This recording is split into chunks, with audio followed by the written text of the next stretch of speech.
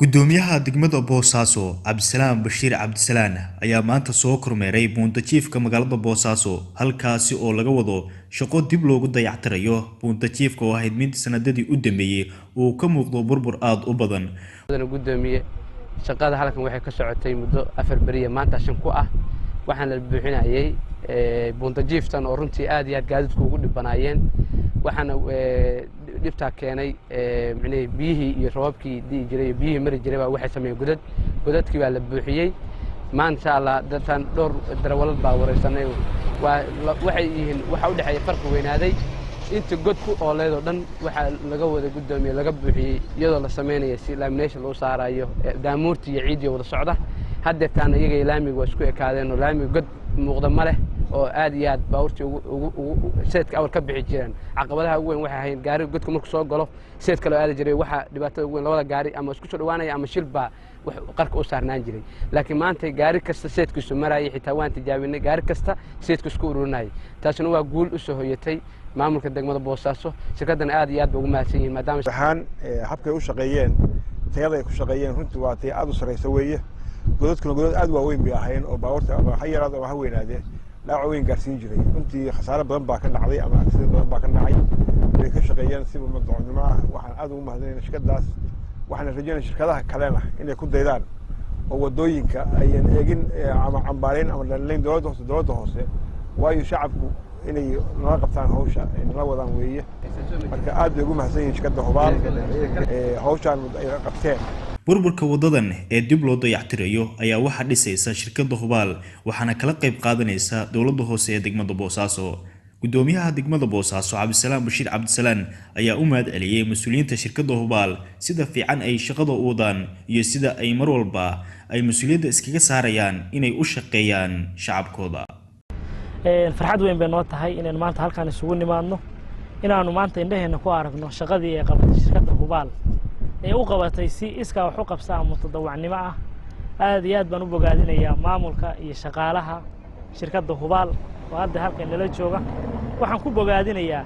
iska bogaadin been shaqada wanaagsan ee dalka iyo dadka u qabteen waxa weeye waxaan rajaynayaa shirkadaha iyo dadka dhammaan ummadda reer Boosaaso inay saas oo kale wax wada fahanno annagu ma doonan Hubaal xafiisyadeedana uguma tagin Hubaal iyada timi xafiiska degmada iyada waxa weeye maadaama ay daris la tahay oo buunta jiifkana u dhowdahay waxa weeye go'aansatay inay buunta jiifka ka shaqeyso dayactirto annaguna ka dawladda hoose ahaan wixii dowrka iyagu ahaa iyo intii xaq loo nagu lahaa baan ku caawinay aad iyo aad baan marka u bogaadinayaa.